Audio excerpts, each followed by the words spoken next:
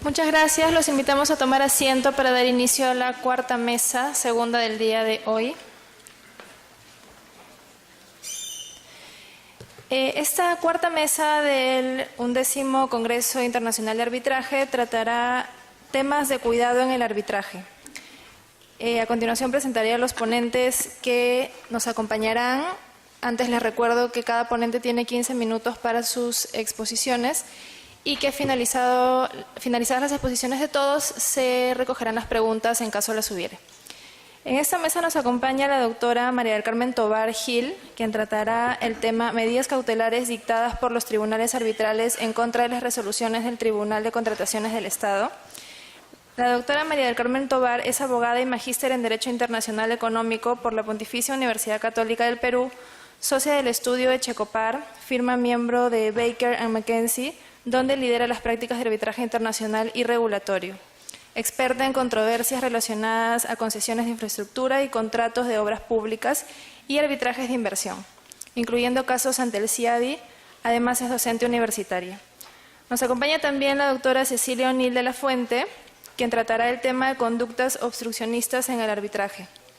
Ella es abogada por la Pontificia Universidad Católica del Perú, máster en Derecho por la Universidad de Pensilvania, vicedecana de Derecho de la Universidad del Pacífico, experta en temas contractuales y corporativos, desarrollo de procesos de auditoría legal para la adquisición o el financiamiento de empresas y el traspaso de negocios.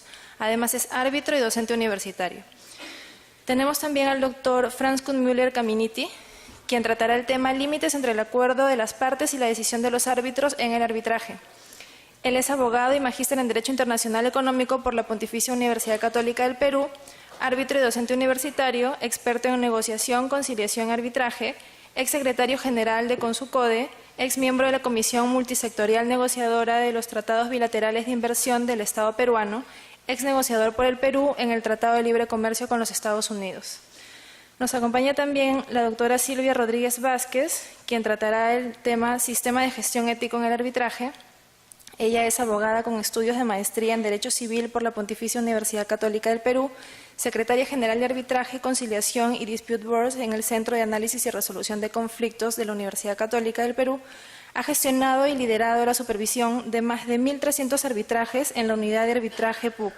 Es docente de formación continua en el Centro de Análisis y Resolución de Conflictos de esta Casa de Estudios.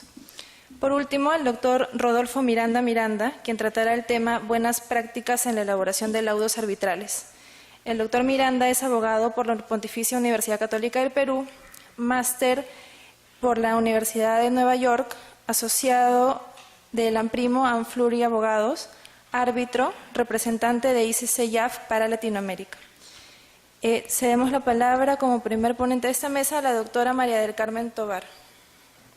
Bueno, buenas noches a todos los asistentes y muchas gracias al Centro de Conciliación y Análisis por la invitación.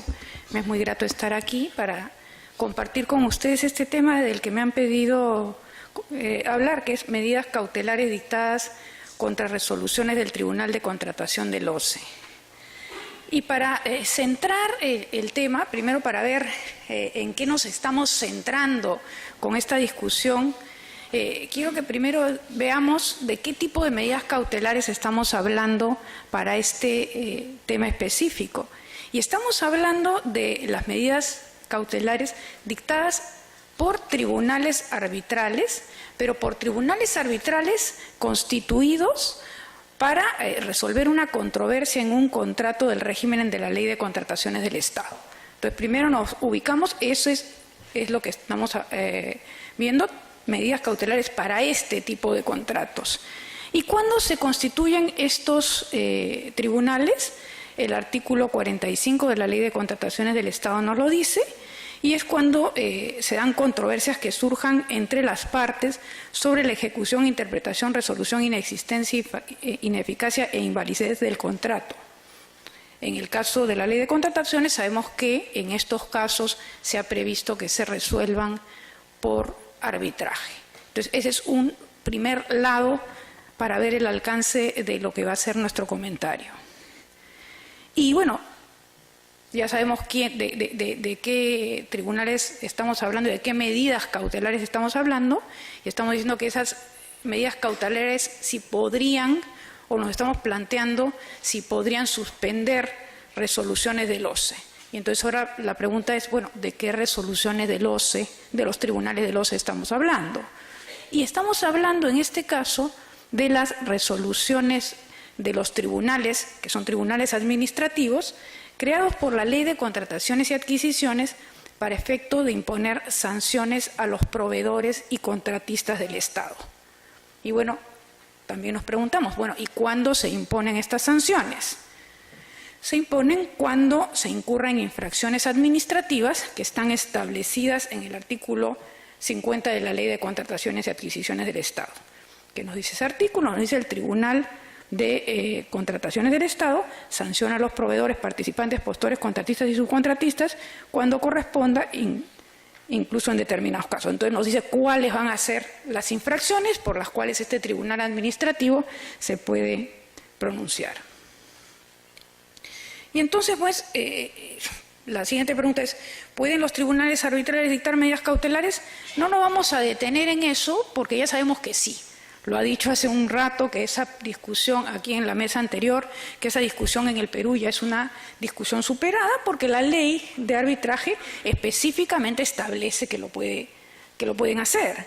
Entonces, sí, pueden los tribunales arbitrales dictar medidas cautelares, ponemos ahí el artículo 47, y esto también se aplica y en la práctica sucede continuamente en los arbitrajes de contratación pública. Pero la siguiente pregunta que ya entra al corazón de la discusión es, ¿se pueden superponer las competencias del tribunal arbitral de un contrato con la del tribunal del OCE?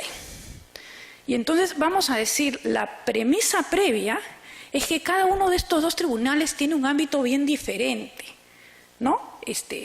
En el caso del tribunal del OCE, lo que hace es ejercer su potestad administrativa de sancionar conductas específicamente tipificadas como sanción administrativa. Y lo que hace el tribunal arbitral es resolver sobre una controversia en ejecución de un contrato que se rige por la Ley de Contrataciones y Adquisiciones del Estado.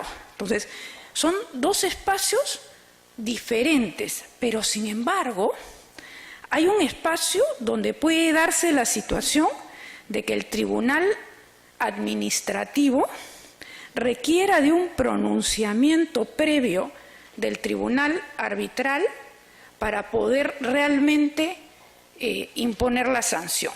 Y no estamos diciendo el requiera porque no pueda hacerlo tomando cierta información, pero lo cierto es que hay un espacio en el cual si el tribunal administrativo se pronuncia sin que se haya pronunciado previamente el tribunal arbitral, podría estar haciendo que la labor que le corresponde al tribunal arbitral pierda sentido. Y lo vamos a ver en unos momentos. Y entonces la pregunta es, ¿se justificaría? ¿Cuándo se justificaría una medida cautelar relacionada con un sancionador o con una resolución del tribunal o las capacidades del tribunal administrativo? Y la respuesta inicial es, se justificaría en caso de que si se sanciona sin esperar a lo que diga el laudo, la sanción tendría la virtud de generar que el laudo termine no siendo eficaz. Es decir, el laudo dejaría de tener sentido, dejaría de tener eficacia porque la sanción no lo esperó. Y la pregunta siguiente es, ¿toda sanción que pueda imponer un tribunal de OCE puede originar este efecto?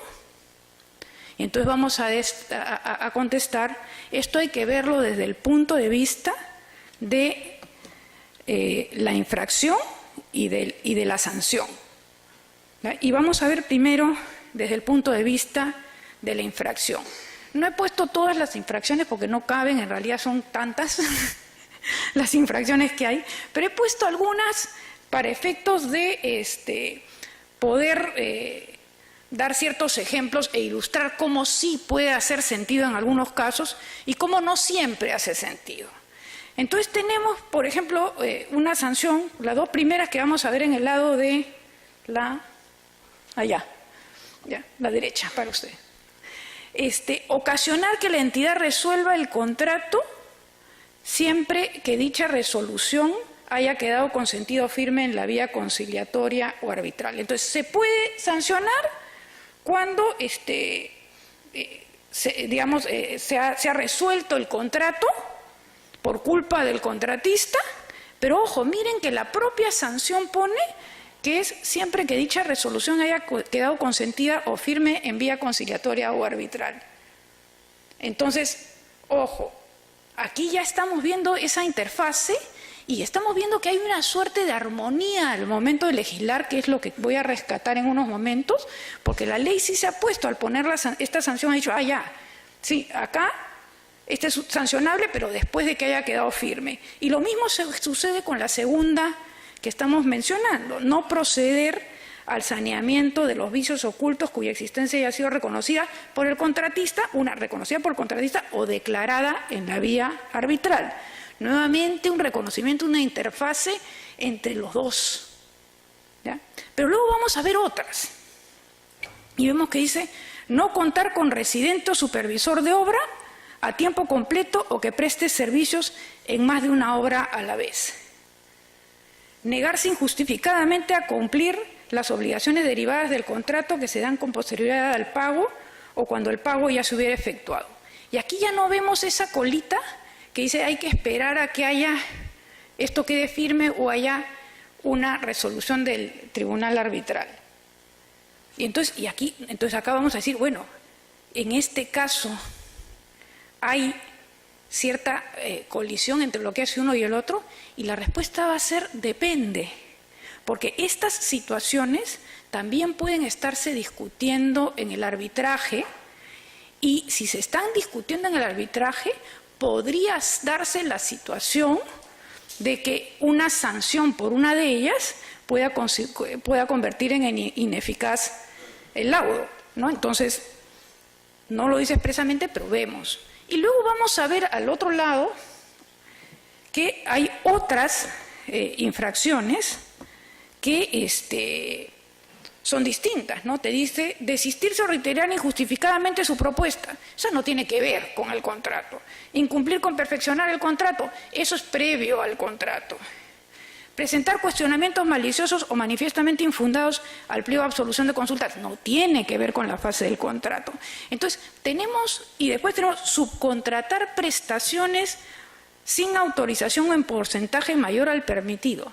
Nuevamente estamos en el lado esto podría estarse discutiendo podría haberse resuelto el contrato por subcontratar, pero claro, estaríamos entonces en las dos infracciones, en la de haber ocasionado la resolución y esta. Entonces, también esta podría estar a caballo entre los dos sitios y dependerá de si se está viendo en un tribunal y qué cosa se está viendo en un tribunal, ¿no? Y presentar información inexacta en las entidades o el Tribunal de Contrataciones o el RNP. Si es en el Tribunal de Contrataciones o en el RNP, no tiene que ver con el arbitraje. Si es en las entidades, depende del contexto en el que se hayan presentado. Entonces vemos por el lado de las infracciones, sí vemos infracciones que podrían requerir del pronunciamiento del tribunal para poderse imponer con justicia y sin afectar la parte que corresponde al tribunal arbitral. No se está negando la potestad sancionatoria, sino se le está diciendo tiene que esperar un poco, es conveniente que espere. Y vamos a ver que la propia ley lo reconoce así. Desde el punto de vista de la sanción, que puede ser multa, inhabilitación temporal y definitiva, va a también ser muy casuístico, ¿no? Va a depender si esa sanción impuesta genera realmente el que el laudo luego resulte ineficaz. pero creo que el peso está más en el lado de la infracción que en el lado de la sanción, pero no he querido dejar de mencionar que el lado de la sanción también puede ser relevante. Hay entonces una relación entre un arbitraje de contratación pública y un sancionador, sí, a veces, no siempre, de acuerdo a lo que hemos dicho. Pero es interesante ver que la norma, la ley de contrataciones, expresamente ha reconocido la existencia de esto. ¿Y qué cosa ha hecho? Vemos que en el artículo 223, la propia ley de contrataciones dice que el tribunal, este es el tribunal administrativo, suspende el procedimiento administrativo sancionador siempre que, a solicitud de parte o de oficio, cuando el tribunal considere que para la determinación de responsabilidad es necesario contar previamente con decisión arbitral o judicial. Entonces, vemos que la propia norma ha reconocido la necesidad de que haya una suspensión, ¿no? Y vamos que aquí, este es el texto vigente y quería compararlo por un minuto, porque me quedan 3, ¿ya? Quería compararlo por un minuto con el texto anterior. Y el texto anterior también lo ponía, el texto anterior de la ley, pero lo ponía pero lo parametraba y decía solamente a solicitud de parte y decía en 2 supuestos específicos. En la norma vigente pone a solicitud de parte o de oficio y dice cuando el tribunal considere que para la determinación de responsabilidad, o sea, es cuando considere, ya no lo pone en 2 supuestos específicos, le da cierta flexibilidad. ¿Qué tenemos entonces para terminar? Que la norma ha dispuesto la suspensión del procedimiento sancionador para hacer compatible la labor del tribunal arbitral y la del tribunal administrativo. Ello porque el tribunal administrativo actúa en una función pública distinta y lo que es de su competencia no es la materia contractual y ello no sería ni arbitrable, pero no puede tampoco invadir lo que es competencia de la controversia contractual. De acuerdo a lo que ha hecho la norma, no deberían ser necesarias las medidas cautelares. No deberían existir porque el tribunal debiera suspender. Sin embargo, pueden haber situaciones en las cuales haya necesidad de ellas, ¿ya? Y la norma no ha cerrado la posibilidad, la ha dejado abierta y no las impide, pero yo creo que solo pueden darse en situaciones muy específicas en las que pueda requerirse que el tribunal arbitral la dicte para evitar que no sea eficaz su laudo. Entonces, sí pueden haber, en casos específicos, medidas cautelares, lo normal es que no vayan a ser necesarias, ¿ya? Pero creo que cuando hayan, tienen que estar muy justificadas en que la sanción estaría invadiendo la competencia arbitral y lo que sí no puede pasar es que se conviertan en un medio para que sea el tribunal arbitral el que esté invadiendo la competencia administrativa. Es decir, lo que no puede darse lugar es a una mala práctica de que se generen tribunales arbitrales donde no corresponde, para buscar una vía de sacarle la vuelta a la potestad sancionadora, ¿no? Y con eso me dicen que tiempo cumplido. Muchas gracias. A continuación, la doctora Cecilia O'Neill de la Fuente tratará el tema conductas obstruccionistas en el arbitraje. Buenas noches, muchas gracias a todos por estar acá, pero en primer lugar agradezco mucho al Centro de Arbitraje de la Católica por la invitación a este Congreso Internacional. Agradezco también a la Universidad Católica, mi alma mater, por haberme invitado. Bueno, tengo que hablar de conductas obstruccionistas en el arbitraje y eso podría dar lugar a contar un montón de anécdotas. Estoy segura de que podríamos pasarnos muchísimo tiempo compartiendo anécdotas en esta línea, pero he decidido, digamos, estructurar esta exposición que voy a compartir con ustedes a partir de una noción esencial en el arbitraje y es que el arbitraje es inevitable, no podemos escapar de él, ¿no? Una vez que evidentemente se ha pactado. Entonces, creo que esa es la premisa, y eso es lo que ha llevado a discusiones eternas sobre la naturaleza del arbitraje, si es contractual, jurisdiccional, mixto, etcétera. Entonces, pero sea como fuere, su naturaleza, lo cierto es que es inevitable, y creo que esa idea es la que debe conducir a analizar si las medidas que se nos presentan en la vida cotidiana como árbitros son obstruccionistas o no lo son, ¿no? Y quería empezar con esta idea que suena un poco extraña, y me pregunto si en el arbitraje ocurre esto, ¿no? ¿Es nacer para vivir muriendo? Voy a intentar explicar esta idea a continuación. Esto es una paradoja, y quisiera que lean un segundo lo que significa paradoja, ¿no? El diccionario lo dice, es una idea extraña, opuesta a la común opinión, el sentir de las personas, una aserción inverosímil o absurda, con apariencias de verdadera, figura de pensamiento que consiste en emplear expresiones o frases que envuelven contradicción. Creo que en el fondo una paradoja genera contradicción. Esto es una paradoja. Lo escrito aquí abajo es mentira, lo escrito allá arriba es verdad. Y para las mujeres que están acá, eso también es una paradoja. ¿Cómo se traduce esto en el arbitraje? Miren esta imagen, hay dos partes, un árbitro que está exactamente en la misma posición, está exactamente en el medio, ni para un lado ni para el otro, y en la misma posición de jerarquía, ¿no? Y esto creo que lo que transmite es el propósito de tratar el arbitraje efectivamente como un contrato. El árbitro está ahí más que para mediar, porque no es lo que hace, resuelve una controversia. Sí, entiendo yo que esa figura nos da la sensación del arbitraje como un proceso emanado de la voluntad de las partes, y que por tanto es inevitable y que debe evitar obstrucciones. Y esa es la única manera de lograr el equilibrio, digamos, entre la potestad de los árbitros de solucionar las controversias con una decisión que es firme, ejecutable por todas las autoridades, pero que al mismo tiempo genera un equilibrio dado que recoge en el fondo la voluntad de someterse a esa potestad.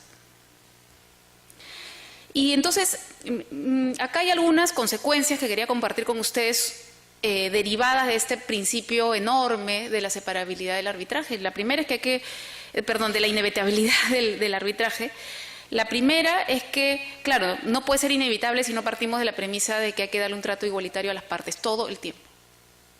Y que cuando los árbitros tenemos que tomar decisiones cada día sobre si se amplía un plazo o no, sobre si se posterga una audiencia o no, sobre las decisiones más nimias y cotidianas del arbitraje, hay que pensar siempre en esto. Otra consecuencia de que sea inevitable es que tenemos la figura de la designación residual de árbitros. Si alguien no designa, no hay que ir al Poder Judicial. La Cámara lo va a designar. Libertad de actuaciones. Y hay una regla muy, muy general y flexible, creo que es el 32 de la ley, que le da a los árbitros muchísima flexibilidad para adaptarse. La renuncia del derecho a objetar. Yo no me imagino una buena ley sin esta regla, ¿no? Ustedes saben, es el artículo 11, creo, que si una parte conoce o debía conocer, eso es la clave de la regla, una parte conoce o debía conocer que ha habido algún no cumplimiento, al menos, o incluso una contravención de alguna regla arbitral, de la ley, del pacto, y no lo dice apenas podía, bueno, mala suerte, no lo va a poder cuestionar después. Y esta es una maravillosa norma para evitar el obstruccionismo y cuestionamientos tardíos, en todo sentido, en recusaciones, etcétera. Ha habido un panel, creo que ayer, sobre anulación, ¿no? No voy a extenderme en esto, pero tenemos el famoso María Julia, que ha delimitado bien las anulaciones.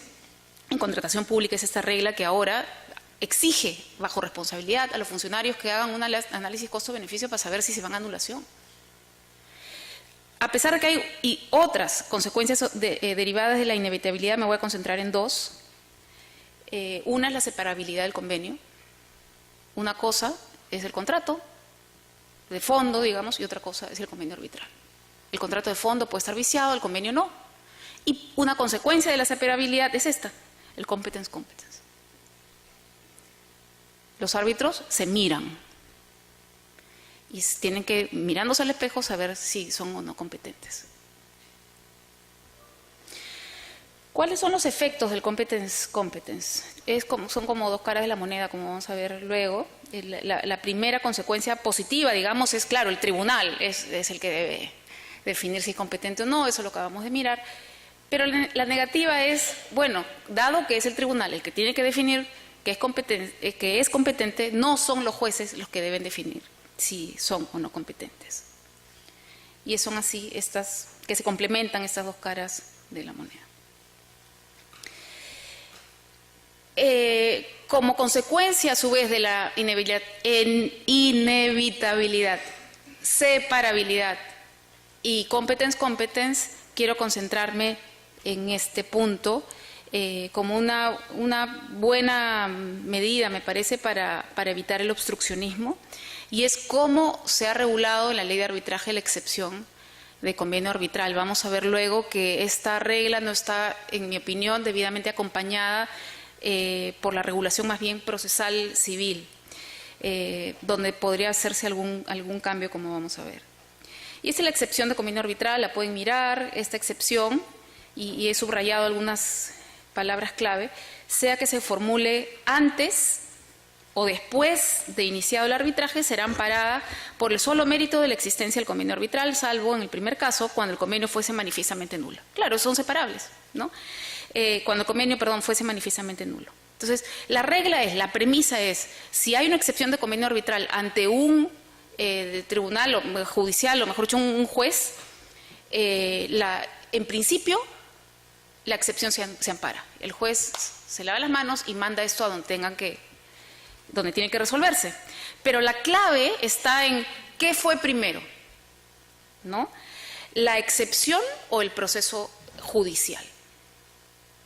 Entonces, ustedes lo ven ahí, es claro, en el primer caso, es decir, cuando la excepción se plantea antes de iniciado el arbitraje, será amparada por el solo mérito de la existencia del convenio arbitral. ¿Qué pasa si ya se inició un juicio y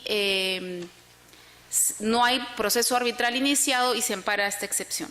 Bueno, lo que señala la norma es que la única razón para que el juez conserve su competencia es que el convenio arbitral sea manifiestamente nulo, no cualquier nulidad. Y la palabra manifiestamente nulo supone, según la doctrina y el sentido común, es que ese análisis de nulidad tiene que hacerse prima facie. Y vamos a ver que las consecuencias de esto son bien importantes. Aquí está un poco el resumen, ¿no? Si la excepción es antes del arbitraje, sí analizar la nulidad manifiesta. Si es después del arbitraje, no analizar la nulidad manifiesta.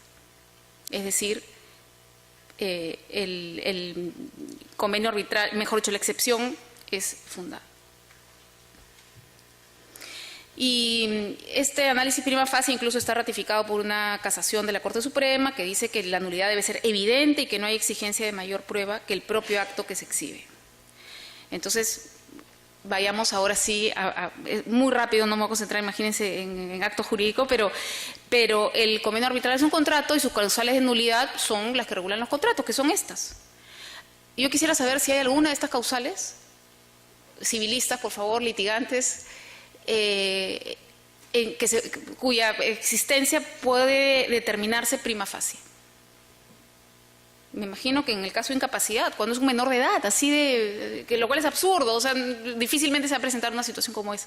Falta de manifestación de voluntad, cuando el arbitraje tiene que constar por escrito, pero tenemos esta regla que te dice que por escrito es cualquier cosa, y tenemos la regla que es la vocación del derecho civil, que la voluntad se expresa de distintas maneras. ¿Eso prima facie?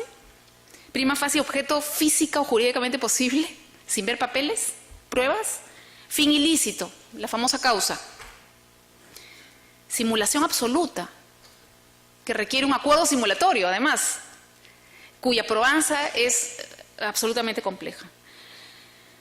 La formalidad, en fin, declaración de nulidad por ley, orden público, etcétera, etcétera, etcétera. Lo que termina pasando es que, en el fondo, los jueces están un poco atados de manos para determinar que el convenio arbitral sea manifiestamente nulo, que es la única razón por la cual pueden retener el proceso. Y esa es una medida saludable, en mi opinión, para evitar el obstruccionismo del arbitraje, que de nuevo es inevitable.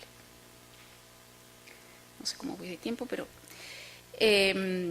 Acá no quiero detenerme mucho en esto. Alguien se podría preguntar, ya, ok, la nulidad manifiesta, pero la anulabilidad manifiesta. Alguien podría decir, sí, en caso que la discusión sea de anulabilidad y no de nulidad, también el juez tiene esa potestad. Porque total, ustedes recordarán, Código Civil, cuando el acto anulable es nulo de su celebración, entonces es lo mismo. Yo creo que no. Un acto anulable puede convalidarse. Y además creo que esa regla que restringe la potestad de los jueces de interferir en el arbitraje tiene que aplicarse, digamos, o interpretarse favoreciendo el arbitraje. O sea, hay restricciones para evitar el arbitraje.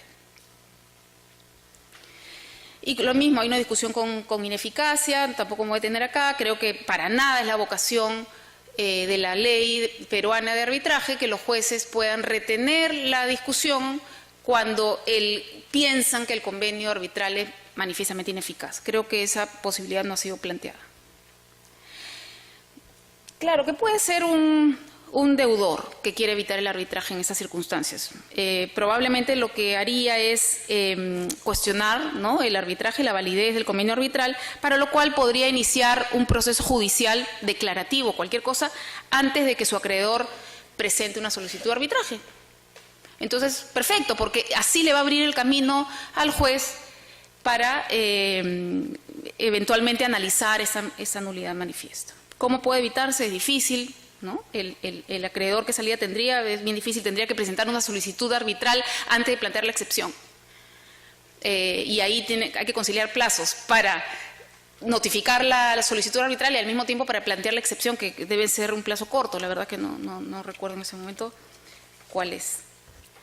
Entonces, en fin, si bien se puede dar este comportamiento oportunista, creo que un deudor oportunista que quiere obstruir el arbitraje yendo al Poder Judicial tiene el camino más o menos cerrado, está más o menos acorralado. ¿Cuál es el problema? Espero terminar en 3 minutos. Que el Código Procesal Civil reconoce la excepción en esta norma, el 446, pero permite que haya procesos paralelos. ¿Qué pasa esto?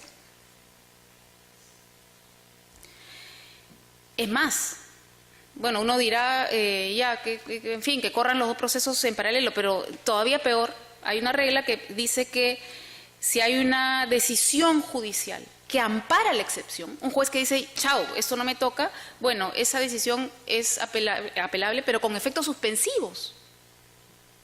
Entonces, ahora sí que no, perdón, ¿hasta cuándo? No sé. Estos dos caminos paralelos. Y esta es una ya reflexión final que nos lleva a concluir que la posibilidad de que el Poder Judicial determine la validez de un convenio arbitral debe ser excepcional y restringida. Porque si no ocurriría la paradoja con la que empezamos, que es evitar lo inevitable. Eso es una paradoja. O que el convenio arbitral haya nacido para vivir muriendo. A mí me gusta mucho ver películas y creo que es oportuno cerrar con esta idea. Muchas gracias.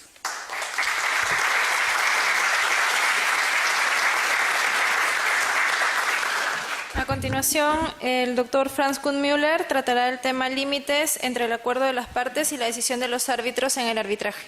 Me han encargado el tema. Bueno, quiero comenzar agradeciendo la invitación de mi alma mater y también del Centro de Arbitraje para exponer el día de hoy sobre los límites de la autonomía de las partes o la libertad de las partes.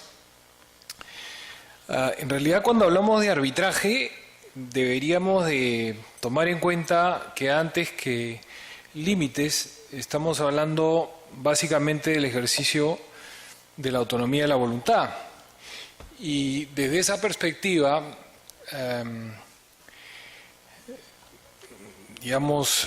tendríamos que tener en cuenta un principio fundamental en el arbitraje, que es precisamente el que se sustenta en la libertad de las partes para pactarlo.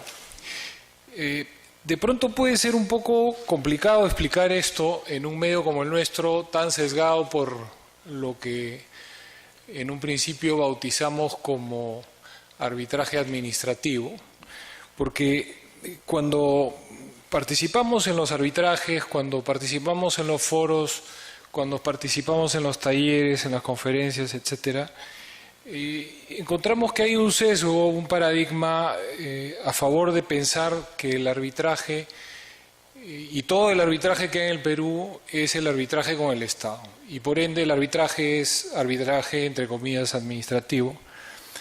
Yo tengo que comenzar acá, al hablar de autonomía, a decirles que la marca arbitraje administrativo es algo que inventamos en el Consucode en el año 2000.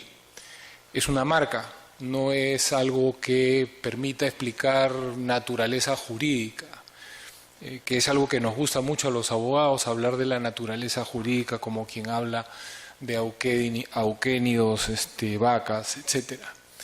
El arbitraje administrativo es eso, es una marca que se acuñó en el año 2000, hace ya mucho tiempo, para familiarizar a los funcionarios públicos con la práctica arbitral que comenzaba a surgir a fines de los años 90 con la primera ley de contrataciones del Estado que, como ustedes saben, unificó todos los regímenes de contratación pública en uno solo y incorporó la figura esta del arbitraje, entre comillas, obligatorio. Y ahí había que inventar un producto, pero ese producto, en realidad, si ustedes lo cotejan con la estructura conceptual básica de lo que es un arbitraje, en realidad no se diferencia mucho, porque la doctrina es uniforme en sus diversas fuentes. Y, por ejemplo, Gary Born lo dice en alguno de sus famosos textos, y Gary Born es una especie de Papa Francisco del arbitraje, y él dice que si tenemos un convenio arbitral, si tenemos una adjudicación y si tenemos un laudo vinculante para las partes, entonces tenemos un arbitraje.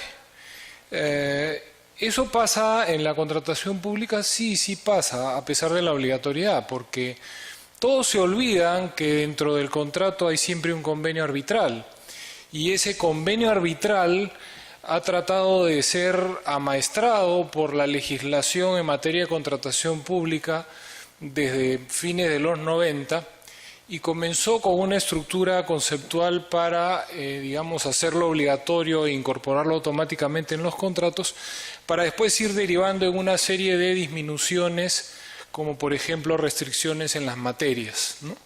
Entonces, si vamos a hablar de límites a la autonomía en el arbitraje, de pronto en esta competencia arbitral especializada que es el arbitraje en contratación pública, sí podemos decir que hay ciertos ámbitos que están restringidos y que son casi un tabú y que son una respuesta del sistema frente a algunos casos complicados o irregulares. Recuerdo mucho a principios de los 2000 la discusión sobre la arbitrabilidad de los famosos adicionales de obra, ¿no?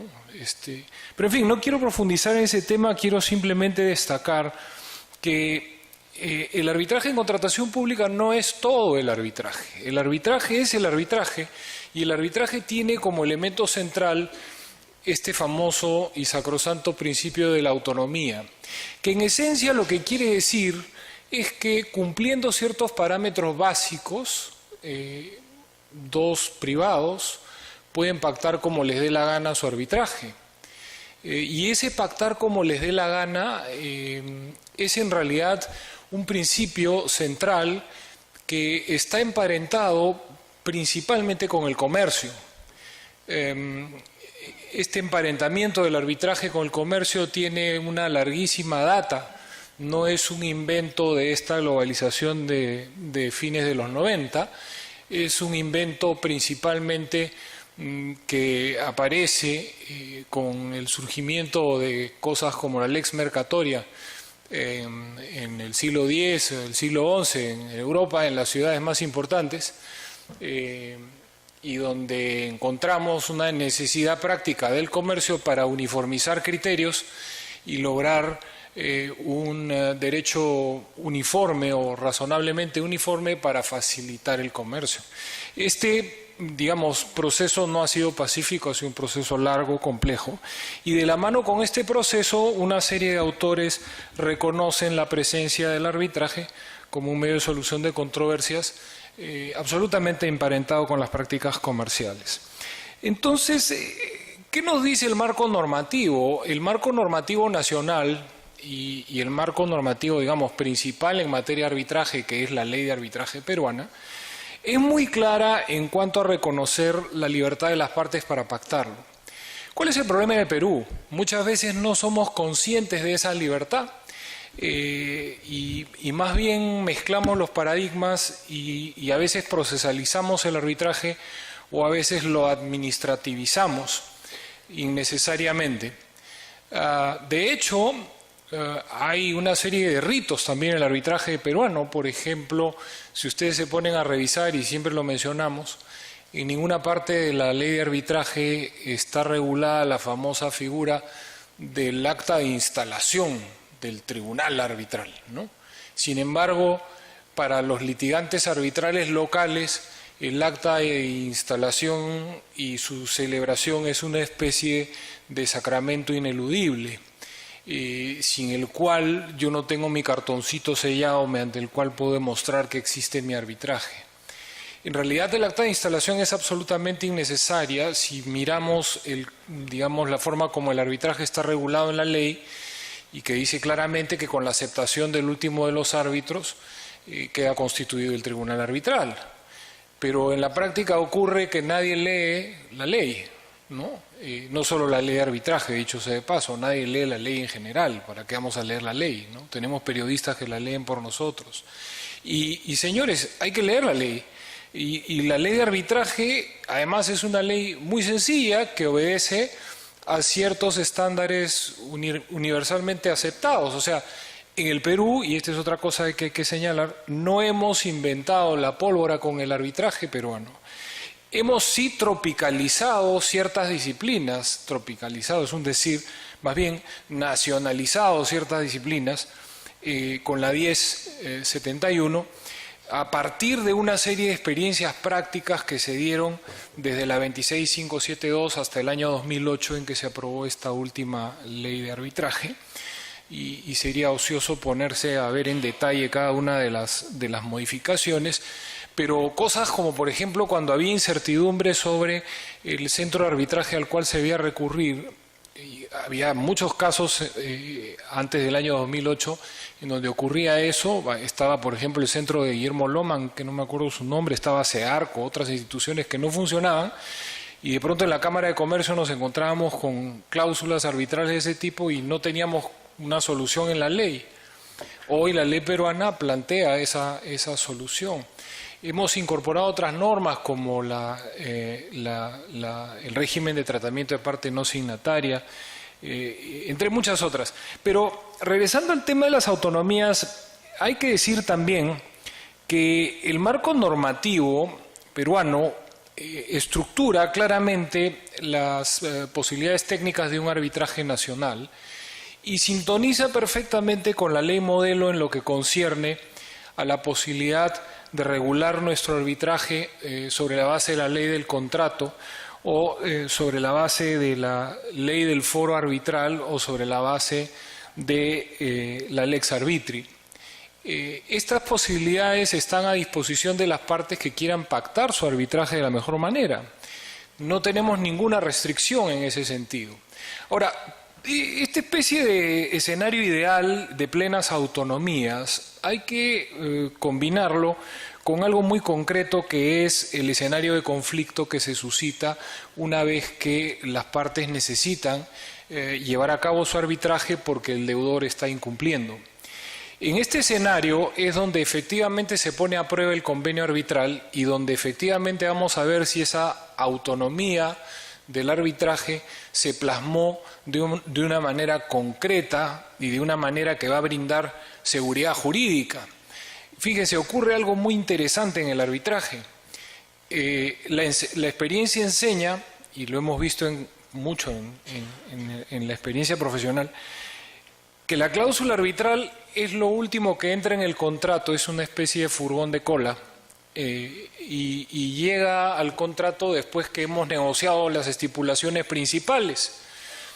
Y sin embargo, cuando el contrato se rompe, cuando el contrato entra en crisis, oh sorpresa, esa clausulita, que era una especie de cenicienta, furgón de cola, se convierte en la cláusula.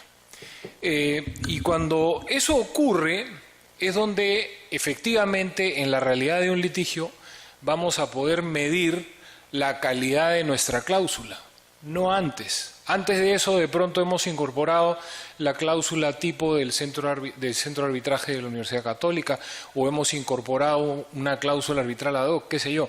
Pero la cláusula va a adquirir realidad cuando estemos ante los incumplimientos reiterados del deudor, cuando ya lo hayamos intimado y le hayamos exigido el pago, ¿no es cierto? Y en ese momento se va a convertir en la cláusula principal del contrato. Y yo les pregunto, ¿y si no la pactamos bien? Fíjense que las probabilidades de no pactarla bien lamentablemente son muy altas porque, como les decía, la cláusula entra al final. Yo me preparé con mucho entusiasmo hoy día para este speech. No hice un PPT, pero hice mi paper, que servirá después para la revista. Se me quedan muchísimos temas en el tintero. Solo tengo que decir que esa autonomía encuentra ciertos límites que ustedes pueden identificar en la ley de arbitraje. Y acá voy a cerrar. Básicamente, si ustedes revisan, por ejemplo, la ley de arbitraje,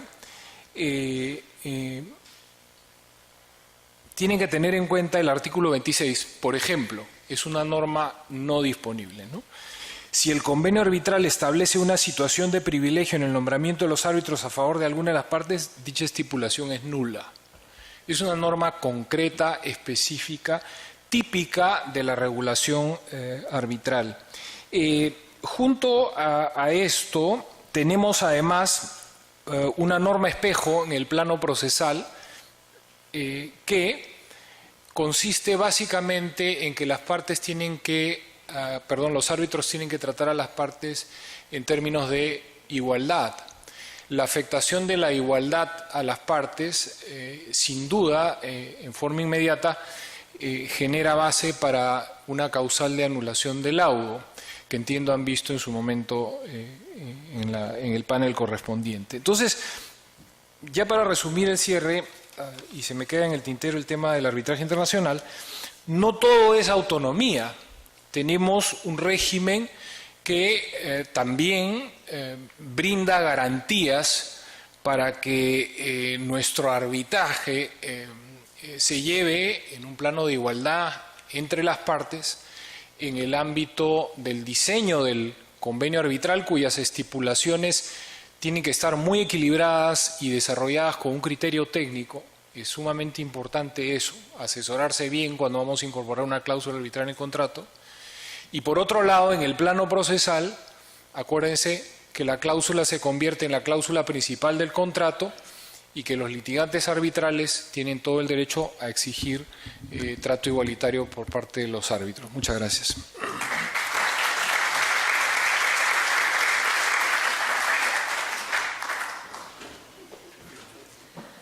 A continuación, la doctora Silvia Rodríguez Vázquez tratará el tema Sistema de Gestión Ético en el Arbitraje.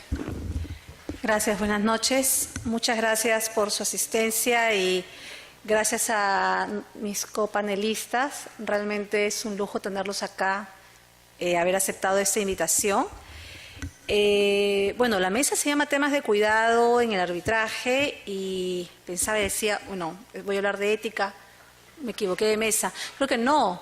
Es un tema de cuidado definitivamente en el arbitraje, el tema de la ética o la falta de ética, la antípoda a la corrupción. Estamos viviendo tiempos en que cada día se descubren situaciones reñidas contra los valores. Yo no voy a abundar sobre el tema, cada uno lo ve en la televisión cada día. Entonces creo que esto podría servirnos como un espacio de reflexión y decirles qué estamos haciendo nosotros también para contrarrestar esto. Estaba reflexionando y decíamos, hace unos meses no había agua en Lima y nos dimos cuenta, habían hasta memes que aparecían de que ahora sí pues el agua, ¿no? ¿Cómo ahora sí la cuidas?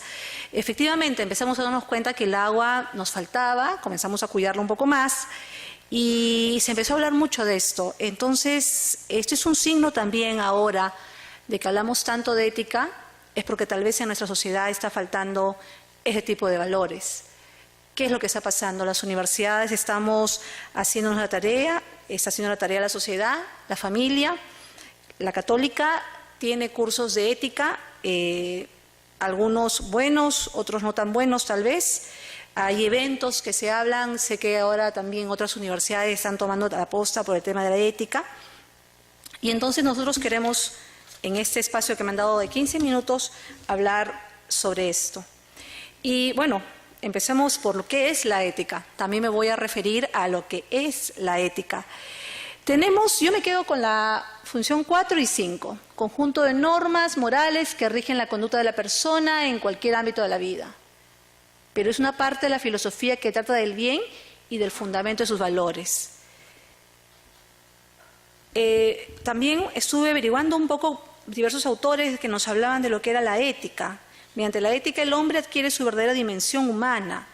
Llamamos ética a la elección de la conducta digna, al esfuerzo por obrar bien, a la ciencia y al arte de conseguirlo. La ética va más allá de lo legal, es la norma suprema y universal de conducta del ser humano como ser humano, y por ser humano califica y determina lo que es justo y bueno en nuestros actos, interno y externo, como personas y como miembros de la sociedad. Son personas con Julio Witch. Entonces, estamos hablando de que la ética es una conducta humana, no podemos hablar de ética en los animales, pero esta ética que va dirigida a lo que es el bien y el mal, a la elección que cada persona tiene que hacer y que sabe que tiene que llegar a ser, es un deber ser. Entonces, ante esta situación, tenemos una antípoda, que es la corrupción. Y me voy a remitir a lo que dice el Plan Nacional de Lucha contra la Corrupción.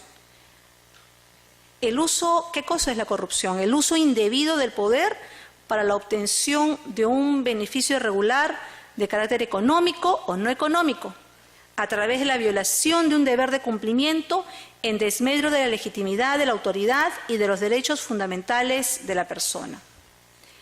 Es una acción social, otra persona, ilícita, una acción social ilícita o ilegítima, encubierta y deliberada con arreglo a intereses particulares. Y me parece muy importante esa parte que dice, afectando deberes de función, intereses colectivos y o la moral social.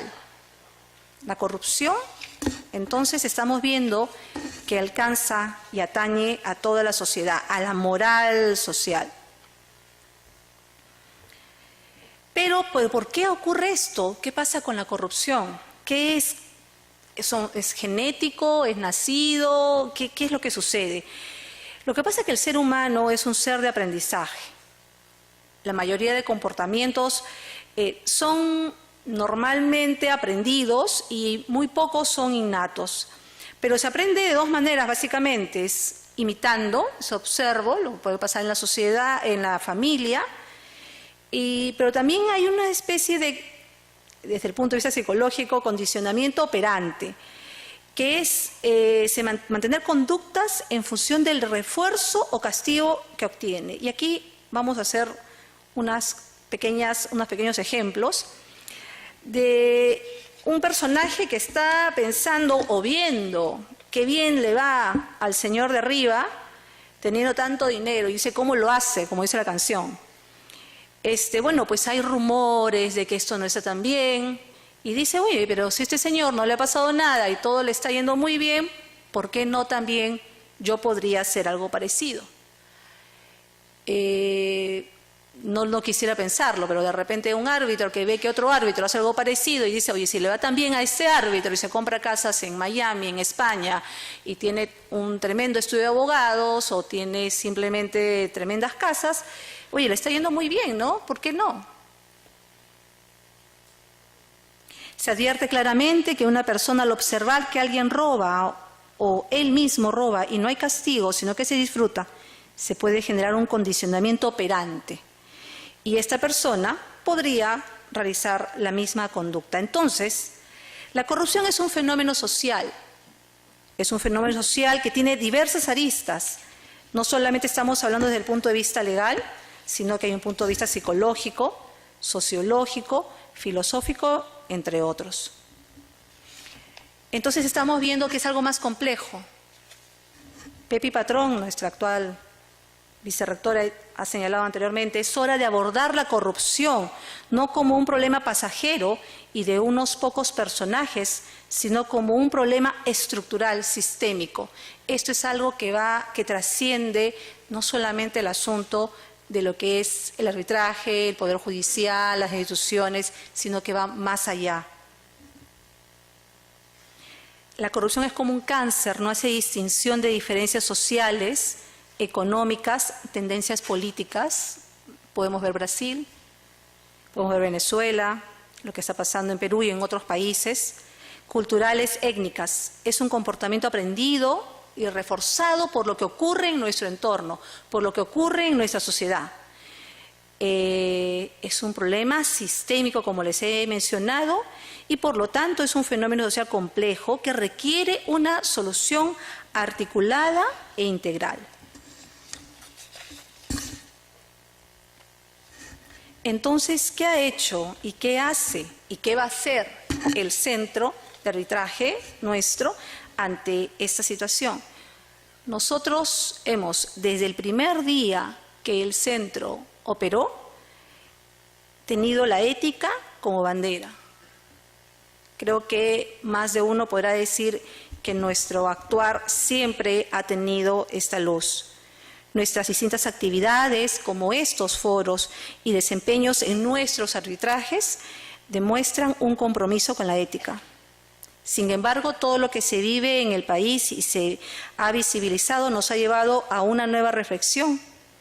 Si bien tenemos actividades frecuentes, estos foros, ese tipo de congreso, ya estamos en el 11º, es necesario que estas actividades se articulen. La respuesta tiene que ser una más compleja porque el problema, como les indico, es complejo. Es así que desde el año pasado y desde hace algún tiempo más venimos reflexionando y construyendo el sistema de gestión ético de arbitraje que ha cambiado la mirada de abordar esos problemas de ética. Lo que hemos hecho hasta ahora, por todo lo que se está viendo, lo consideramos ahora insuficiente. Esta experiencia hemos tenido ya 15 años, lo estamos concretando en un sistema de gestión ética en el arbitraje y obviamente lo que queremos, tal como se menciona ahí, es tener un conjunto articulado de acciones institucionales que promueven, reconocen y monitorean conductas para garantizar el abordaje adecuado y eficaz de problemas, de dilemas éticos que pudieran presentarse en la gestión de los arbitrajes. Este es nuestro sistema de gestión ética del arbitraje y yo voy a pasar a un poco explicar cada punto que tenemos aquí. Hay procesos estratégicos que nosotros con el ISO 9001 hemos obtenido. Estos procesos son lineamientos que nos dirigen hacia nuestros objetivos. Hasta el momento hemos tenido 3, están ahí en la pantalla: planeamiento institucional, revisión por la dirección, la medición y análisis y mejora. Pero consideramos que, dadas estas circunstancias, debe haber un nuevo pilar que nos lleve adelante, que nos oriente. Es este sistema de gestión ética del arbitraje, donde todos estos digamos, stakeholders, esos grupos de interés, van a tener que estar rodeados de este sistema de gestión ética del arbitraje. ¿Y de quién estamos hablando? Estamos hablando de los usuarios del servicio, de las autoridades en nuestro propio centro, del personal, de los árbitros y de la sociedad en general. Tenemos que llegar también a la sociedad y esto a través de nuestros reglamentos y en especial de nuestro código de ética. Este sistema de gestión a la vez tiene subsistemas para gestión de ética que alumbran a lo que son los usuarios del servicio y los demás grupos de interés. Estamos hablando de la gestión de información y la gestión de conocimiento. ¿Y por qué decimos esto? Porque parte del problema tiene que ver con que la información no ha salido a la luz. Los grupos, estos grupos que tenemos acá, no han tenido la información, ni la han compartido o no la han querido compartir. No hay un manejo claro de la información. Y esto lo vemos claramente en lo que se refiere a los arbitrajes ad hoc. Yo no sé si alguien me podría decir, por ejemplo, ¿cuántos arbitrajes ad hoc ha tenido el Estado? ¿Quiénes son sus árbitros en general? No lo podemos decir. Es más, nosotros cuando el Congreso nos pidió información, señalamos claramente cuáles eran todos los arbitrajes de los que nos estaban pidiendo esta información. Y obviamente esto luego llegó a la prensa. Sin embargo, estoy segura que el Congreso no pudo mandar una comunicación a ningún árbitro porque tal vez no conocía quiénes eran los que veían estos arbitrajes ad hoc. Entonces, ha habido un mal manejo de información y creo necesario que ahora nosotros como centro tomemos esto y comencemos a entregar a la sociedad en general el arbitraje en cifras, las designaciones de los árbitros y la conformación de los tribunales arbitrales. La universidad ha hecho muchísimo esfuerzo hasta el momento, ha firmado un pacto de integridad con el OCE anteriormente y le dimos toda la información, nosotros cumplimos con dar toda la información. Lamentablemente, no sé si hay alguien aquí del OCE, yo no sé qué fue lo que pasó con esta información, que es más, últimamente me han dicho que están volviendo a pedir nuevamente los laudos, nos han vuelto a pedir también a nosotros y nosotros estamos cumpliendo con darlo. Entonces vemos que esta información lamentablemente no se ha canalizado, entonces ya no es suficiente. Tenemos que dar información porque esta genera transparencia, acceso a la información y evita esos rumores que los escuchamos en los pasillos y también en el Congreso. Y yo he estado la semana antepasada en el Congreso y he escuchado nuevamente a los congresistas, al igual que a los congresistas del año pasado, que decían el arbitraje es un club de amigos, es un tema crítico. Al parecer hay una distorsión y acá me voy a permitir hacer un paréntesis para decir, por ejemplo, hablando de nuestro centro, ¿cuántos arbitrajes hemos tenido el año pasado? Tenemos acá 350 arbitrajes que han ingresado en el 2016, de los cuales solamente hemos designado 94 veces. Es decir, de cada 4 solamente hay una designación por parte del centro, un 26%. Pero algo más, cuando hemos designado, no sé si ustedes lo podrán ver, hay 73 designaciones a un solo árbitro. Hay 20 designaciones, 2 veces a los árbitros y un árbitro que ha sido designado 3 veces. Y estoy segura que esa sola designación 3 veces a un solo árbitro ha sido hecha por alguna razón en particular, tal vez el mismo contrato, etc. Entonces, a veces se crean mitos porque efectivamente falta información. Creo necesario de que ustedes, como personas que acuden a nuestro foro, tengan conocimiento de este tema y lo compartan con otras personas, para que cuando les mencionen que existe este club de amigos, al menos en la Universidad Católica no existe ese club de amigos. Posteriormente, también queremos mencionarles que vamos a tener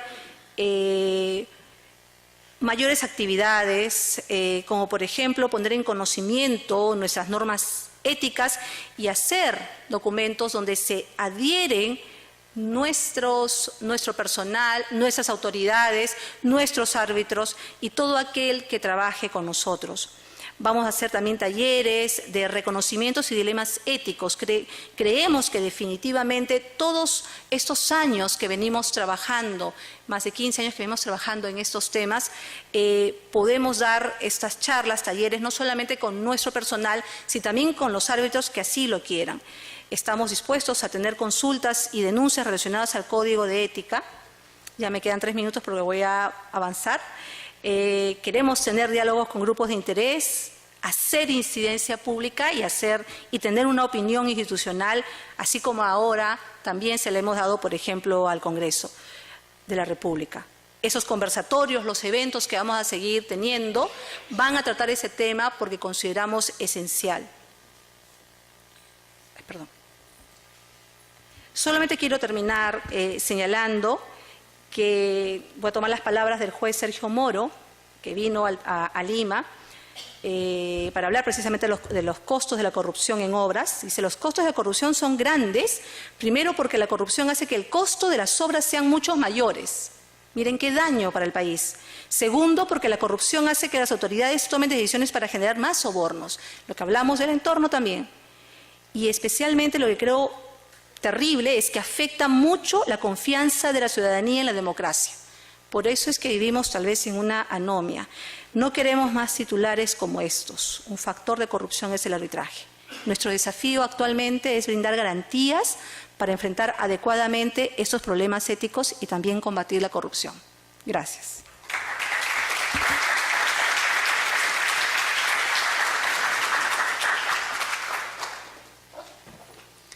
A continuación, el doctor Rodolfo Miranda Miranda tratará el tema buenas prácticas en la elaboración de laudos arbitrales. Buenas noches, muchas gracias a todos ustedes por estar acá y gracias al Centro de Arbitraje de la Universidad Católica por tan gentil invitación para acompañarnos a hablar de este tema tan simpático sobre buenas prácticas en la redacción de laudos arbitrales. En realidad voy a hablar un poco de fondo y un poco de forma. No hay una forma unívoca de emitir un laudo, sino que tengo un borrador de artículo y a partir de ahí han salido algunas ideas que yo he leído y que he podido practicar en las veces que yo he podido laudar, las veces que yo he podido participar en distintos arbitrajes. Y yo empezaría por lo siguiente.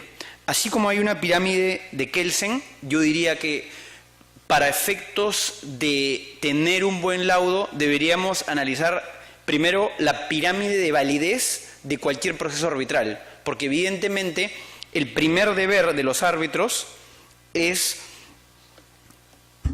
que el laudo final sea válido y ejecutable, porque ustedes saben que el árbitro al final es un prestador de servicios, y como prestador de servicios que es, el árbitro tiene que generar el producto para el cual ha sido contratado, que es un laudo que sea válido y ejecutable. De lo contrario no tendría sentido que las partes hayan ido a un arbitraje, ¿no?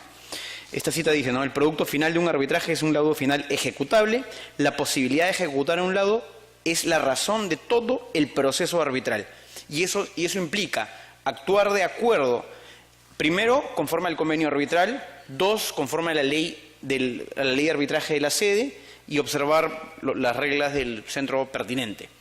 Bueno, volviendo al tema de la pirámide, que está muy relacionado al tema de la validez del laudo, yo diría que el primer examen que debe hacer un tribunal en esta pirámide es el siguiente.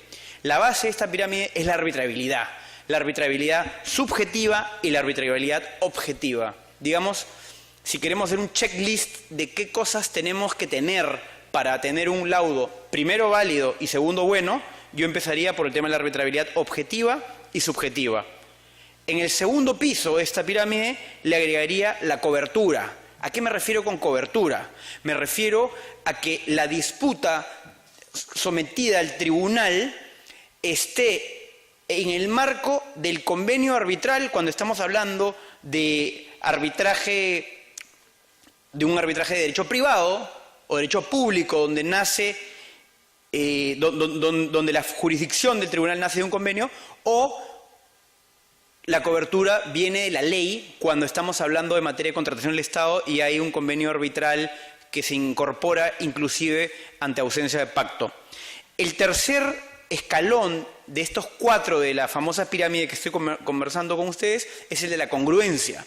Entonces tenemos que analizar si las pretensiones fueron pedidas, no fueron pedidas, y ya saben todos ustedes los extrapetita, infrapetita, citrapetita, y evitar todos los famosos petitas a fin de no tener un laudo incongruente que pueda ser sometido a anulación. Y finalmente, el cuarto piso de esta pirámide yo creo que es evidentemente el debido proceso, ¿no? Enunciado como causal de anulación bajo el artículo 63 cuando dice que el laudo es nulo porque las partes no pudieron presentar su caso. Entonces, para prevenir la elaboración de laudos nulos, primero tenemos que ver las actuaciones arbitrales y luego la redacción de los laudos. Y en las actuaciones arbitrales, ya yendo más a un tema no de validez, sino de recomendación de buenas prácticas, quiero hacer mención a la famosa audiencia de fijación de puntos controvertidos. Lamentablemente, hemos heredado una costumbre muy judicial que es colocar los puntos controvertidos como si fueran una reformulación en el sentido condicional de las pretensiones de la demanda. Entonces ponemos punto controvertido número 1, determinar si corresponde el pago de la indemnización. Señores, eso no es un punto controvertido. El origen de esta audiencia, puntos controvertidos en sede judicial, es justamente ver los hechos o los temas jurídicos que aduce A y que niega B. Porque en base a eso vamos a hacer lo que se llama en doctrina procesal el tema de prueba. Entonces, yo diría que si queremos hablar de buenas prácticas en la redacción de laudos, me voy un poquito atrás y yo diría, al momento de hacer los puntos controvertidos, sea una audiencia, en una resolución o en un acta, lo que sea, lo importante es que los árbitros hayan hecho una chamba previa de determinar si existen divergencias en las posiciones de las partes. Y es más, yo iría un paso más. Yo haría una lista de puntos no controvertidos y una lista de puntos controvertidos. Y eso les va a hacer, estimados amigos, la tarea mucho más fácil para la elaboración del laudo, porque ustedes ya tendrán, y si están firmados por las partes mejor, ya tendrán elementos suficientes para decir, oye, en este hecho no necesito ni siquiera actuar una pericia, no necesito ni siquiera actuar un documento, porque A y B están de acuerdo que el 5 de septiembre A remitió una carta notarial a B. Los efectos de la carta notarial serán disputados, eso sí, pero el hecho de la carta no. Bueno, los árbitros deben buscar no caer dentro de las causales de los artículos tal y tal, o sea, violación del debido proceso, tengan mucho cuidado en arbitrar conforme a los reglamentos, porque en realidad, lamentablemente, es una causal que es distinta a la de debido proceso, pero porque primero está la causal de debido proceso, creo que está en el B, y en el C dice arbitrar en contra de los reglamentos o de la ley aplicable, lo cual quiere decir, si lo llevamos a un extremo, que alguien podría cuestionar nuestro laudo, inclusive aun cuando no lo haya dejado una situación de indefensión, simplemente por el hecho que no fue conforme a la normativa. Ojo, pestaña y ceja con eso, para no generar una causal de anulación. Y cuidado con el famoso due process paranoia, que es la paranoia del debido proceso, que es lo opuesto, que es en realidad cuando los árbitros actúan o contemplativamente o con mucho miedo y se van al otro extremo y con mucho miedo de que pidan la anulación del laudo. ¿Y qué hacen? Que es más o menos lo que explicó Cecilia. Permiten conductas obstruccionistas justamente para decir, ¿sabes qué? Le voy a dar un plazo adicional a la parte para que no me cuestione la validez del laudo. Voy a reprogramar la audiencia por 4ª vez para que no diga de que no pudo presentar su caso. Tampoco hay que irnos a ese extremo. Bueno, eso ya lo expliqué con el tema de la pirámide, ¿no? El tema de la existencia del convenio arbitral, la arbitrabilidad objetiva, subjetiva, la materia del arbitraje, el tema de la congruencia. El tema de la motivación es súper importante y acá está una autoridad en el tema de motivación, Ricardo, que tiene una tesis al respecto.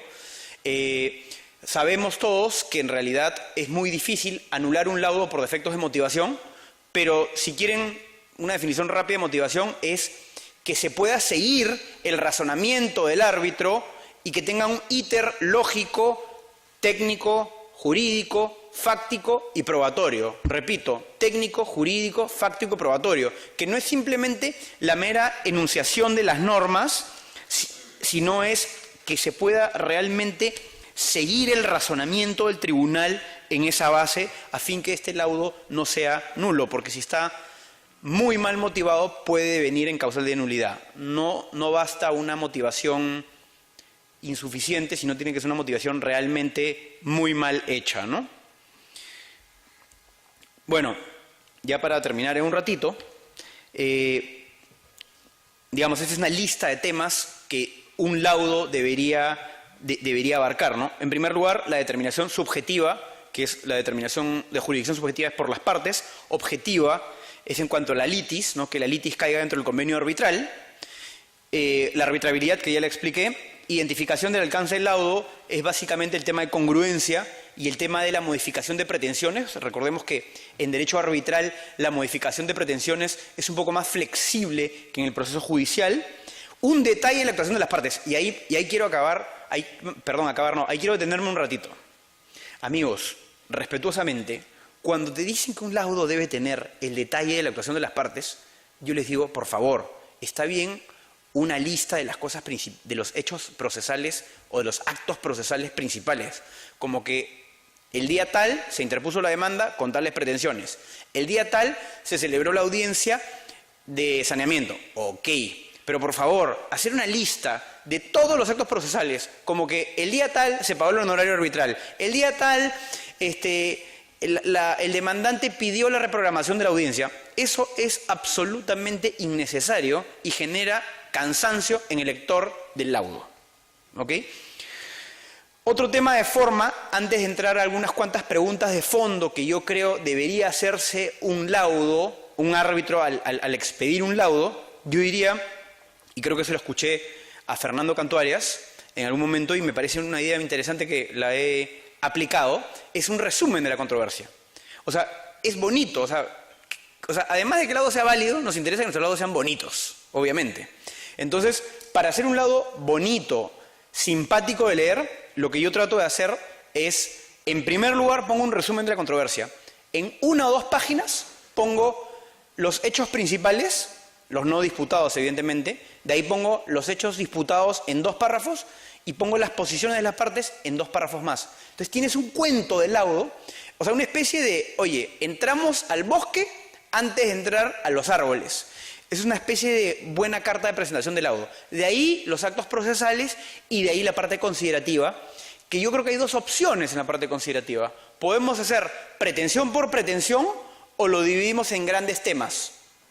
Porque, por ejemplo, puede haber muchos temas que se repitan en pretensiones. Entonces, si tenemos, por ejemplo, 2 o 3 pretensiones vinculadas a responsabilidad civil, entonces hagamos un acápite que diga daño, otro que diga antijuricidad, otro que diga incumplimiento y otro que diga cuantía.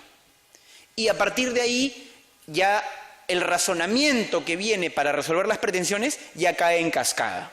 Bueno, sigamos, volvemos al tema de fondo. Entonces estábamos hablando de los detalles de las actuaciones de las partes, identificación de los puntos controvertidos y resolución de los puntos controvertidos. Y ya para terminar, porque esta es mi última lámina, simplemente yo me autohacía algunas preguntas de qué cosas qué tipo de preguntas me haría yo para decir, oye, este lado está bien motivado o mal motivado. Es simplemente una lista referencial, por favor, no se lo tomen al pie de la letra. En primer lugar, tenemos que cuestionarnos qué está pidiendo la parte. En segundo lugar, yo diría, ¿cuáles son los elementos de la pretensión que solicita la parte? Justo lo que hablaba Franz, el tema de la naturaleza jurídica. Todo remedio legal tiene elementos. La responsabilidad civil tiene 4 elementos: daño, antijuricidad, relación de causalidad y factor de atribución, ¿correcto? Entonces hago una lista. Después paso a lo siguiente. Paso a analizar cada uno de los elementos jurídicos que conforman... Sí, voy acá rápido. Allá. Cada uno de los elementos jurídicos que conforman este remedio, esto que se solicita a las partes. Entonces empiezo a analizar si hay daño, si hay antijuricidad, si hay incumplimiento, pero uno por uno. después de esta explicación teórica. Después me preguntaría si está en disputa los hechos de la parte pretendiente o a lo mejor no está en disputa. Entonces ahí viene el tema de la lista de puntos no controvertidos. Y si sí están en disputa, entonces nos preguntamos, ¿quién tiene la carga de la prueba? ¿La tiene A o la tiene B? ¿Hay inversiones de la carga de la prueba o no? Entonces, después de ver quién tiene la carga de la prueba, nos preguntamos, ¿la persona, el sujeto que tiene la carga de la prueba, cumplió con acreditar el hecho que le corresponde? Ok. De ahí pasamos al otro tema, porque así como hay carga de la prueba, también hay factores que disminuyen la responsabilidad. Por ejemplo, entonces yo puedo tener como demandante una demanda de daños y yo pruebo el daño, pero mi contraparte tiene otra carga de la prueba. ¿Cuál es? La culpa concurrente, la mitigación de daños y ese tipo de temas. Entonces, vamos analizando lo que Domingo Rivarola en un artículo llama las cargas dinámicas de la prueba. Yo pruebo una cosa, a él le corresponde contraprobar otra y así sucesivamente. Si recae uno sobre cumplió con la carga de la prueba, la norma que cita está vigente, la norma o principio jurídico invocado es realmente aplicable al caso, existen elementos en contra del pretendiente que ameriten que su pedido, que en principio podría ser fundado, sea morigerado o reducido. Ahí me estoy refiriendo, por ejemplo, a la culpa concurrente o a la mitigación de daños en materia de responsabilidad civil, y existe jurisprudencia aplicable. Por supuesto, estimados amigos, que podría haber muchísimas más preguntas que uno podría hacerse al momento de elaborar un laudo. Esta es una lista meramente enunciativa de preguntas que yo me haría al momento de redactar un laudo. Y finalmente, ya les expliqué algunos temas de estilo, hablando de motivación, y un tema muy grave que he visto en algunos laudos, lamentablemente muchos en contratación pública, y posiblemente me atrevería a decirlo, ¿por qué no?, en referencia a la exposición de Silvia, muchos laudos vinculados a la corrupción. Me refiero a la aplicación del artículo 1332 del Código Civil, que nos dice que cuando el daño está probado, pero la cuantía no, corresponde al juez / árbitro determinar la indemnización con criterio equitativo. Lamentablemente he visto laudos vergonzosos donde simplemente hacen unas citas doctrinarias de qué significa este artículo, citan el artículo y dicen, oye, 10 millones de soles. ¿Por qué? Porque lo dice el artículo 1332. Estimados amigos, si justamente estamos hablando de motivación, entonces un típico ejemplo de mala motivación es la forma como muchos tribunales aplican esta norma. O sea, creen que porque por aplicar esta norma ya no tengo que probar nada, creen que por aplicar esta norma puedo decir en 2 o 3 líneas que adjudico 1 millón, 2 millones, 10 millones. Eso es una perversión. Gracias.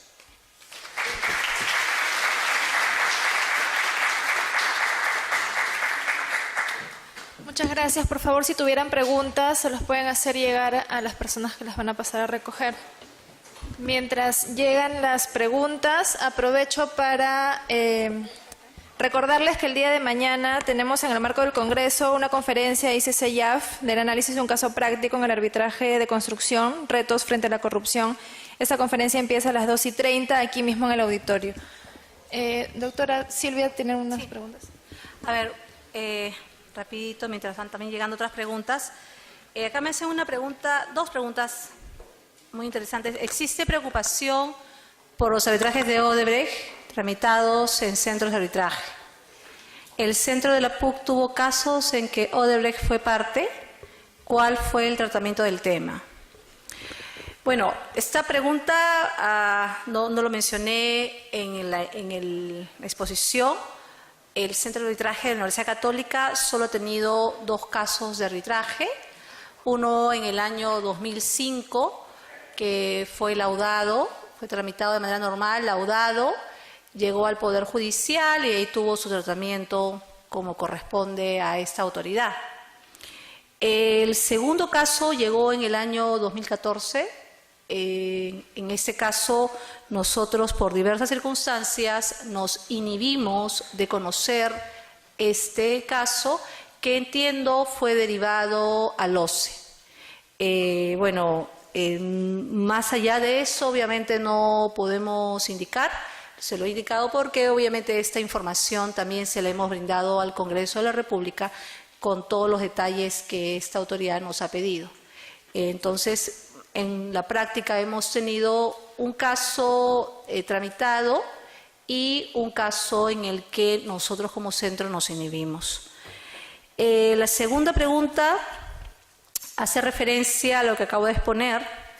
En el sistema de gestión ético presentado, ¿qué papel juegan los códigos de ética? Para eso, ¿me podrían poner el sistema que hemos presentado? Sí, ese. Bueno, nosotros tenemos ahí nuestro código de ética. Somos abogados, creo que la mayoría, y sabemos que en los códigos no está todo, si no, creo que tampoco habrían problemas ni arbitrales ni judiciales y todo estaría en las normas, ¿no? Los códigos son insuficientes, en realidad siempre necesitamos reflexionar.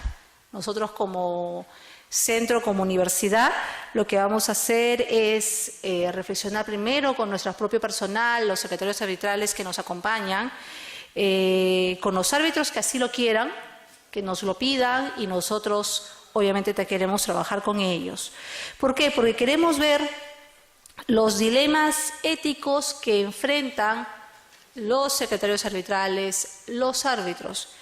Y también, de repente, conversar sobre si existen esos dilemas éticos. También nos hemos dado cuenta que a veces los profesionales no saben que tienen este problema ético en las manos, ¿no? Les parece de repente normal.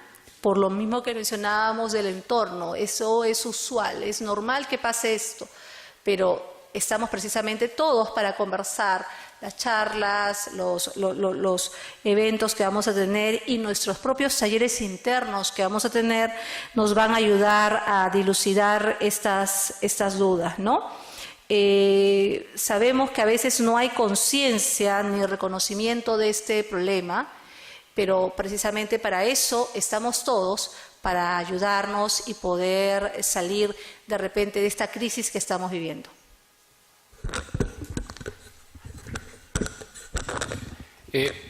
Hay una pregunta que me hacen llegar, dice, ¿qué normas de la ley de arbitraje son de cumplimiento imperativo? Aquellas que no tengan la frase salvo acuerdo en contrario. Ya, la ley de arbitraje es muy clara en el sentido de establecer un orden de prelación. Y justamente el enganche con o digamos, la vinculación con el tema de la autonomía está plasmada en determinadas disposiciones como la que establece la prevalencia del convenio arbitral. De modo que si los árbitros tenemos que tomar alguna decisión respecto de los alcances del convenio o respecto de temas propiamente arbitrales, la ley de arbitraje peruana, que sería la ley aplicable a los arbitrajes que se lleven a cabo en el Perú, es la que dispone que el convenio prevalece, acuerdo de voluntad de las partes, número 1, y en defecto, a falta de regla en el convenio, se aplica la ley de arbitraje. Pero la ley de arbitraje peruana va un poquito más allá y dice que cuando hay un vacío en la ley de arbitraje, se aplica usos y costumbres arbitrales. No se aplica el Código Procesal Civil. No porque no nos guste el Código Procesal Civil, sino porque los usos y costumbres arbitrales obedecen a estándares universalmente aceptados.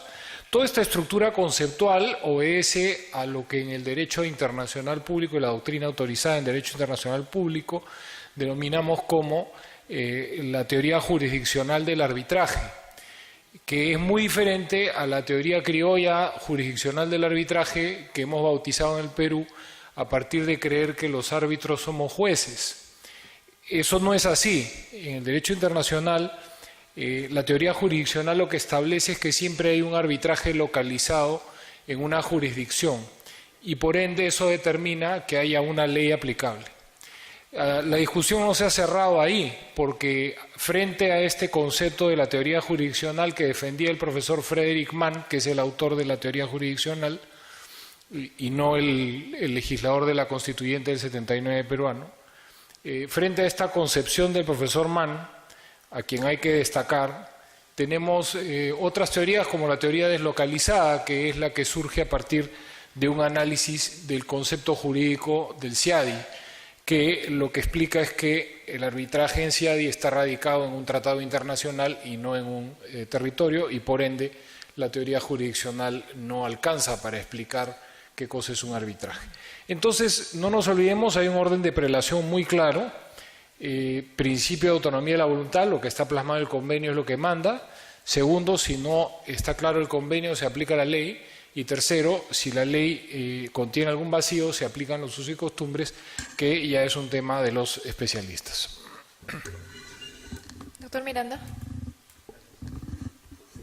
Me preguntan, ¿se puede analizar una pretensión accesoria como principal, una pretensión accesoria como subordinada, una pretensión subordinada como principal, etcétera, tomando en consideración que habría habido un error al momento de fijar los puntos controvertidos copiando las pretensiones? A mi juicio, la respuesta en ese caso es que sí se podría analizar por un principio probablemente de economía y sobre todo porque la congruencia, recordemos, va de la mano del debido proceso, y en realidad la congruencia responde al debido proceso. Justamente es porque un laudo es incongruente porque no me he podido defender, porque contra mí pidieron 100 pero me condenaron a 120, entonces yo me defendí por 100, no por 120. Entonces, si al final las pretensiones están bien planteadas en la demanda o en la reconvención, pero al momento de copiarlas en la famosa audiencia o acta de puntos controvertidos hubo un error procesal, nosotros podríamos decir perfectamente que la contraparte sí pudo bien defenderse de las pretensiones porque estaban bien presentadas en la demanda, de manera que al no haber una afectación al derecho de defensa, yo diría que sí es válido corregir eso al final del laudo. Doctor O'Neill. Para efectos prácticos, ¿cuál eso debería ser la consecuencia de la parte que tenga un comportamiento obstruccionista en el arbitraje? Y para mí la respuesta es bien simple, que es ser firme. O sea, avanzar más, tomar decisiones, y esas decisiones enviadas por el tribunal van a mandar un mensaje, ¿no? Entonces, ser firme, diré yo, y si hay un árbitro un poco lento, pues ahí empujar nomás. ¿Qué pasa cuando una de las partes acude al Poder Judicial para solicitar la nulidad del convenio arbitral y se ampara una excepción de convenio arbitral? No obstante, la parte contraria apela y luego acude a casación. En ese escenario debo esperar que todas las instancias terminen para activar el arbitraje, proceda a activar el arbitraje antes. La ley de arbitraje dice que a discreción del tribunal puede suspender las actuaciones en ese caso, en el caso de la excepción, ¿no?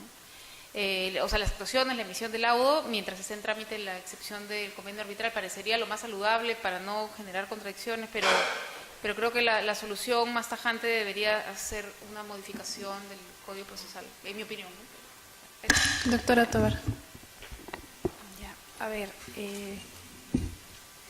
tengo hasta 3 preguntas. La primera es, ¿puede suceder o ha sucedido que el Tribunal Administrativo resuelva sobre una sanción cuando hay en curso un arbitraje? ¿Y qué sucedería en este caso? A ver, no debería suceder, pero puede suceder y ha sucedido, ¿no? De hecho, y puede suceder en distintas circunstancias. Entonces, la otra pregunta es, ¿qué hay que hacer en este caso? Y la verdad que depende de cómo haya sido. Por ejemplo, en algún caso que tengo conocimiento, se llegó a dictar una sanción en primera instancia. Ya, en ese momento que se llegó a dictar una sanción en primera instancia, porque el Tribunal Administrativo no había tomado conocimiento de la existencia del arbitraje, entonces, en el caso que conozco, entre la sanción ya no podía suspender, porque ya había dictado la sanción. Entonces, ahí sí hubo una medida cautelar otorgada por el tribunal para que suspenda, pero estaba apelado hacia la segunda instancia. Más complicado sería si es que hubiera pasado la segunda instancia ya, ¿no? Porque ya tendrías un tema de resolución definitiva administrativa, en la cual en realidad, si bien es más difícil hacer valer una medida cautelar. No digo que no se pueda, pero va a ser más difícil, y además la parte que está interesada ahí realmente lo que tendría es que, yo creo que haría mal si es que no impugna y se va en una acción contenciosa administrativa, porque el riesgo es bastante alto, ¿no? Ha sucedido también, otro caso en el que lo vi fue que no tomó conocimiento el tribunal a tiempo y dictó su resolución, pero la verdad en ese caso lo que hizo fue absolver. Entonces no hubo mayor consecuencia. Entonces no debería suceder, porque hay el mecanismo de la ley para evitarlo, pero puede suceder, y cuando sucede podría ser una de las situaciones que justifican la medida cautelar. La otra pregunta tiene una letra bien chiquita. Un tribunal arbitral debe respetar el pronunciamiento emitido por el Tribunal de Contrataciones. Dice, por ejemplo, el Tribunal de Contrataciones del Estado determina que la resolución de un contrato de una de las partes está consentida y por tanto no corresponde una sanción. No obstante, en arbitraje se determina que no lo está. En realidad, situación por la falta de medios probatorios por parte de la entidad. En realidad lo que pasa es que el tema es al revés, ¿no? O sea, no es que el tribunal arbitral tiene que modificar sus resoluciones por el tribunal de contrataciones. El tribunal de contrataciones tiene que suspender su actuación para esperar el resultado del tribunal arbitral. Entonces, no es al tribunal arbitral al que le toca observar una resolución administrativa, sino es al revés. Y el tema es que sí, digamos, puede darse que haya digamos, falta de coordinación y que el tribunal el tribunal administrativo haya resuelto, pero eso no va a condicionar, en mi opinión, al tribunal arbitral, ¿no? Y la tercera pregunta es, ¿el tribunal arbitral puede ordenar al tribunal de contrataciones que suspenda a un sancionador, por ejemplo, cuando se ha declarado nulo un contrato por presentación de documentación falsa o inexacta?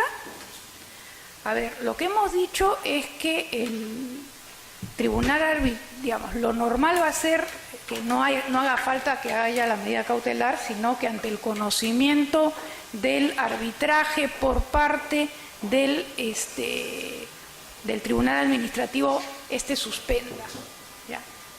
Si lo que está haciendo materia, pero podría venir como medida cautelar, si lo que está haciendo materia en la discusión en el tribunal es una anulación, una nulidad del contrato por un tema vinculado a información falsa o inexacta, creo que lo prudente es que el Tribunal de Contrataciones suspenda.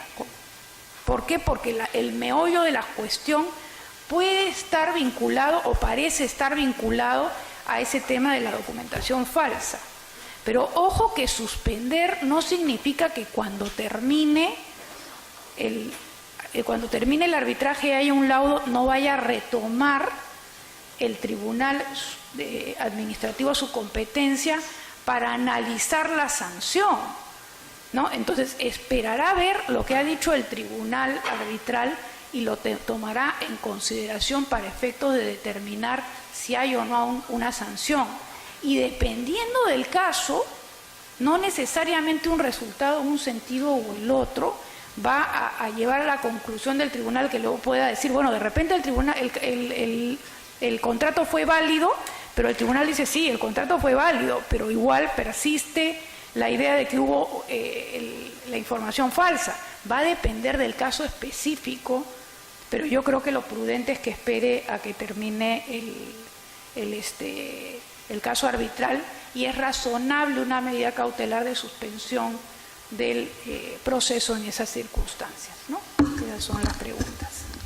Bueno, gracias. Despedimos esta mesa con fuertes palmas. Los esperamos mañana en el último día del Congreso.